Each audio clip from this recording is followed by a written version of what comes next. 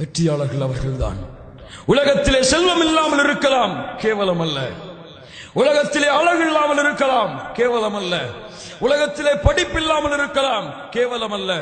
உலகத்திலே உணவிற்கு கூட வழி இல்லாமல் இருக்கலாம், கேவலம் அல்ல. எது கேவலம்?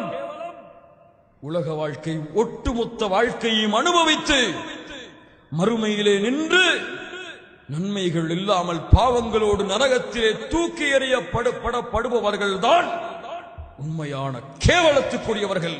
உலகத்தில் எது இல்லை என்றாலும், எது இருந்தாலும் நன்மைகளையும் அல்லாவிற்கு, அல்லாவுடைய மார்க்கத்திற்கான உழைப்புகளையும் எடுத்துக்கொண்டு யார் வருகிறார்களோ இவர்கள்தான் உண்மையான வெற்றியாளர்கள். என் பயணம் அதை நோக்கிதான். முடிவிடு முஸ்லிமே, என் பயணம் அந்த சொர்க்கத்தை நோக்கி. அதைவிட என்னுடைய பயணம் அல்லாஹ் ரப்புல் ஆலமீன் சொர்க்கவாதிகளை பார்த்து கேட்பான், ஹல் ரதீதும், பொருந்திக் கொண்டீர்களா? யா அல்லாஹ், எப்படி பொருந்திக் கொள்ளாமல் இருக்க முடியும்? இதைவிட உங்களுக்கு ஒன்றை கொடுக்கட்டுமா? யா அல்லாஹ், என்ன அது இருக்க போகிறது? இன்றைய தினம் என்னுடைய பொருத்தத்தை உங்களுக்கு விதிக்கிறேன். ஃபல அஸ்கது அலைக்கும் பஅதஹு அபதா, இதற்கு பிறகு உங்கள் மீது நான் கோபப்பட மாட்டேன். என் ரப்பு அவனுடைய நாவால் கூறுவானே, அந்த வார்த்தையை கேட்கும் வரை என் இதய துடிப்பு நிற்காது. ஓடுங்கள் அதற்காக. தொழு, ஃபஜ்ர் தொழுகையில எழுந்து பள்ளிக்கு வா. என் ரப்பு நாளை மறுமையிலே இந்த வார்த்தையை சொர்க்கத்தில் எனக்கு சொல்ல வேண்டும். எதற்கு சுஜூது செய்தாய்? யா அல்லாஹ், இந்த வார்த்தையை கேட்பதற்காக. எதற்கு அழைப்பு பணி செய்தாய்? யா அல்லாஹ், இந்த வார்த்தையை கேட்பதற்காக. எதற்கு குர்ஆனை ஓதினாய்? யா அல்லாஹ், இந்த வார்த்தையை கேட்பதற்காக. இதற்கு மேல் ஒன்றா? ஆம். வயக்ஷிஃபுல் ஹிஜாப், அல்லாஹ் திரையை அகற்றுவான். சொர்க்கவாதிகள் தன்னை படைத்த ரப்பை இந்த இரண்டு கண்களால் பார்ப்பார்கள். யாரோ தன்னை படைத்த ரப்பை இந்த இரண்டு கண்களால் பார்ப்பார்கள். அல்லாஹ்வுடைய தூதர் சொன்னார்கள், அதைவிட ஒரு மனிதனுக்கு கொடுக்கப்படுகிற எந்த அருட்கொடையும் சொர்க்கம், ஹூரிலின் பெண், மது, பானம், ஹூரிலின் சொர்க்க இன்பங்கள் எல்லாம் கொடுக்கப்பட்டாலும் அந்த ரப்பை இந்த இரண்டு கண்களால் பார்க்கக்கூடிய பாக்கியத்தை போன்று கிடையாது. போராடு முஸ்லிம், அதற்காக.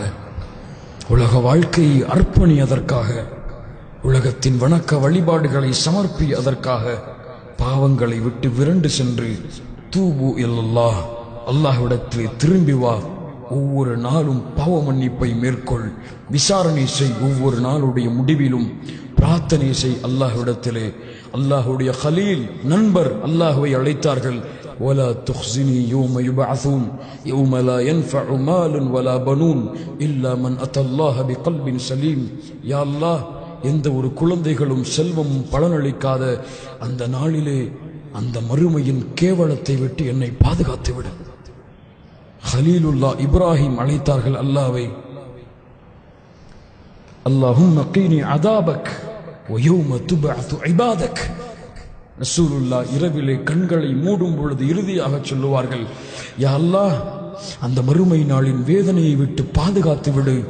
நல்ல மக்களோடு என்னை கொண்டு போய் சேர்த்து விடு. முஹம்மது ரசூல் அழைத்தார்கள். என்ன மறந்து கொண்டிருக்கிறாய் முஹம்மது ரசூலின் சமூகமே? அழை. ஒவ்வொரு பிரார்த்தனையிலும் சொர்க்கத்தை கொடு என்று அல்லாஹ்விடத்திலே கேளுங்கள், வற்புறுத்துங்கள். அல்லாஹ்வை யாரும் வற்புறுத்த முடியாது, ஆனால் கேளுங்கள்.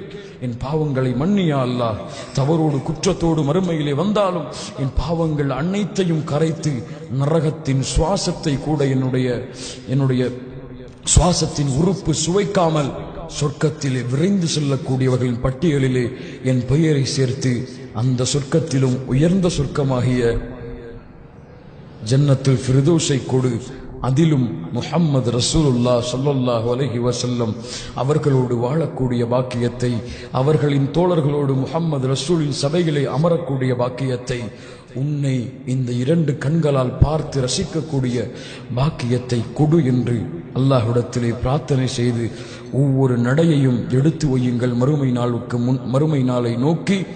நீங்கள் அதை நோக்கி செல்ல தயாராகவில்லை என்றாலும் அது உங்களை நோக்கி வந்து கொண்டிருக்கிறது. اقترب للناس حسابهم وهم في غفلة معرضون. மறுமை நெருங்கிவிட்டது. ஆனால் இந்த மனிதன் அலட்சியத்திலே வாழ்கிறான், மறதிகளை வாழ்கிறான். வெளிப்படைந்து வா. எங்கு பார்த்தாலும் மறுமையின் பேச்சுக்கள், எங்கு பார்த்தாலும் சொர்க்கத்தின் பேச்சுக்கள், எங்கு பார்த்தாலும் நரகத்தை பற்றிய எச்சரிக்கைகள், எங்கு பார்த்தாலும் கணவன் மனைவிக்கு, பிள்ளை பெற்றோர்களுக்கு, இப்படி உலகமெல்லாம் மறுமையின் பேச்சை பேசி மறுமையை குறித்து அறிவுரை செய்து சொர்க்கத்தின் கூட்டமாக வாழ்வதற்கு தயாராக இந்த நிமிடத்தில் இருந்து இன்ஷா அல்லாஹ். யா அல்லாஹ் அதற்கு உதவி செய்வாயாக.